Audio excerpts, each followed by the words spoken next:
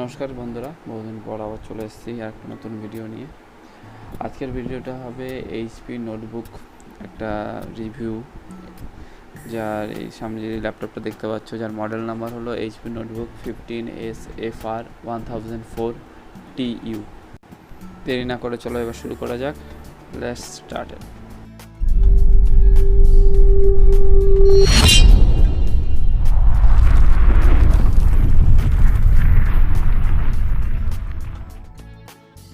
সবার প্রথম যেটা আমরা দেখব সেটা হচ্ছে বুট আপ টাইম, কতক্ষণ সময় লাগে স্টার্ট হতে। চলো দেখে নিই।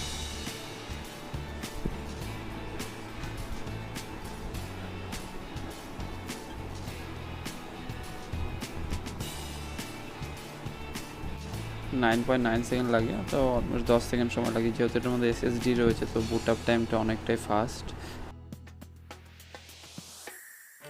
তোমরা যারা ফটোশপ কোরেলড্রর কাজ করে থাকো তারা এই ল্যাপটপটা ইউজ করতে পারো। গেমিংয়ের জন্য এই ল্যাপটপ নয়, হালকা পাতলা ইউজের জন্য, যারা স্টুডেন্ট লাইফে যারা স্টুডেন্ট আছে তাদের জন্য এই ল্যাপটপটা পারফেক্ট। আর ডেইলি ইউজের জন্য ঠিক আছে, কিন্তু হেভি গেমিংয়ের জন্য এই ল্যাপটপ একদমই নয়। এটার মধ্যে গ্রাফিক্স রয়েছে ইন্টেল UHD গ্রাফিক্স, আমি কনফিগারেশনটা লাস্টে দিয়ে দিচ্ছি। তো আর এটার মধ্যে রয়েছে Intel i3 10th generation processor, যার ওভার ক্লক স্পিড 3.4 GHz।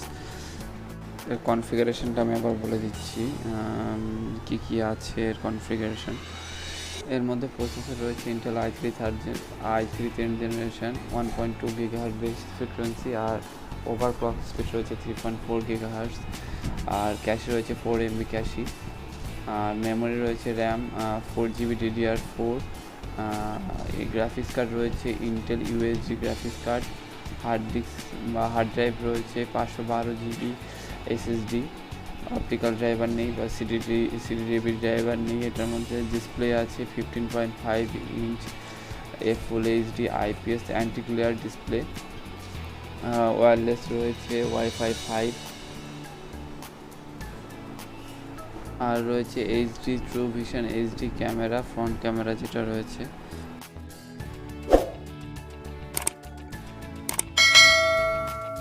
আর এটার ডিজাইন এবং লুকটা একটু দেখে নেব, ওয়েট কতটা কি আছে সেটা একটু দেখব। দেখতে খুবই স্লিম এবং ওয়েটও খুব বেশি নয়, 1.6 কেজি, তো 700 গ্রামের মতো। তো এর মধ্যে যা যা রয়েছে, দুটো USB পোর্ট রয়েছে, এই সাইডে পাওয়ার পোর্টটা রয়েছে, এই সাইডে HDMI পোর্ট রয়েছে, একটা multi format SD media card reader রয়েছে, আর হেডফোন জ্যাক রয়েছে, USB Type-C পোর্ট রয়েছে একটা। পেছন দিকটা ডিজাইনটা দেখতে পাচ্ছেন এখানে, তো খুবই দেখতে সুন্দর। ডুয়াল স্পিকার রয়েছে সামনে, তো সাউন্ড কোয়ালিটি আশা করি মোটামুটি খুব লাউড নয়, বাট নর্মাল যেটুকু প্রয়োজন একটা ল্যাপটপে থাকার জন্য, তো সেটুকু রয়েছে। এখন ফটোশপ আর কোরেলড্রটা ওপেন করে তোমাদের দেখাচ্ছি কীরকম, কতটা সময় লাগছে, পারফরমেন্স কীরকম।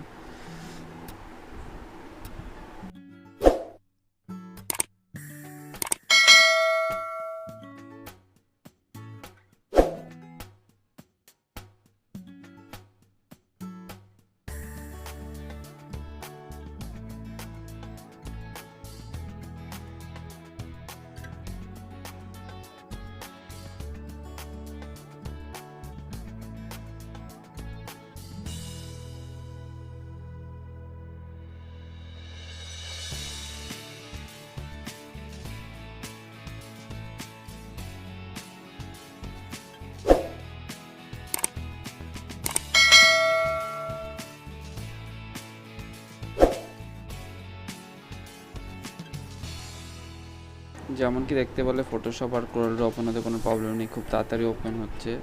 তো স্পিড নিয়ে কোনো সমস্যা হবে না যারা ডেইলি লাইফ ইউজ করবে। গেমিং বাদ দিয়ে, বারবার বলছি এটা গেমিংয়ের জন্য নয়। ফটোশপ কোরেলড্র হালকা এডিটিংয়ের কাজের জন্য ঠিক আছে, যারা হালকা ভিডিও এডিটিং করে তাও করতে পারে, কিন্তু হেভি ভিডিও এডিটিংয়ের জন্য এই ল্যাপটপটা নয়। তো এখানে আমি পাবজি রান করার চেষ্টা করেছিলাম দেখার জন্য যে পাবজি রান হয় কি না। তো পাবজি তো রান হয়েছিল, বাট আনফর্চুনেটলি লবিতে যাওয়ার পরে গেম ক্র্যাশ করে যায়। ওর গ্রাফিক্স কার্ড অতটা ক্যাপেবল নয় এটাকে রান করার জন্য। তো সেটা একবার দেখাচ্ছি তোমাদের, সেটা দেখো।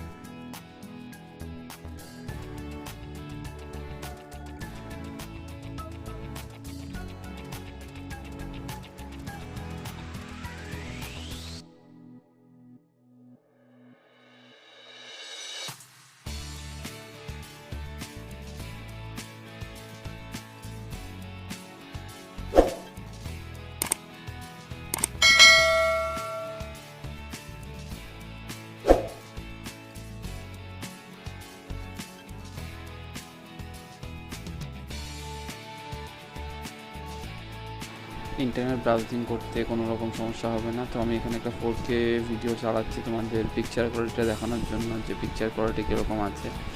পিকচার কোয়ালিটি খুব ভালো আছে, IPS ডিসপ্লেতে যেহেতু রয়েছে তোমরা যে কোনো অ্যাঙ্গেল দিয়ে খুব সুন্দর পরিষ্কার ছবি দেখতে পাবে। তো দেখে নাও একটা demo video, 4K video YouTube থেকে আমি চালাচ্ছি।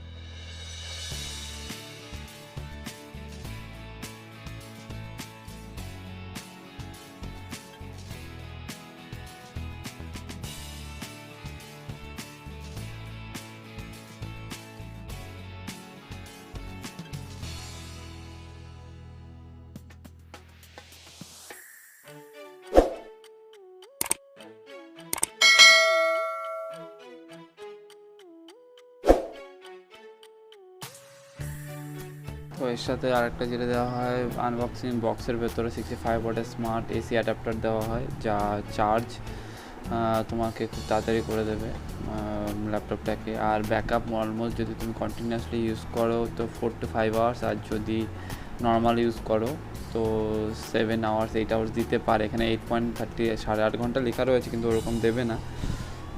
বক্সের ভেতর সেরকম কিছু থাকে না, ম্যানুয়াল থাকে, পাওয়ার অ্যাডাপ্টার আর ল্যাপটপ, আর কিছু দেয়নি। আর আমি তোমাদের সবাইকে রেকমেন্ড করবো, অনলাইনে প্রাইস রয়েছে 42,000 টাকা মতন, আমি এটা অফলাইনে নিয়েছি 39,900-তে। তো অফলাইনে যাও, অফলাইনে কেন, তো আশা করি সবাই কমে পেয়ে যাবে। Thank you for watching this video and subscribe.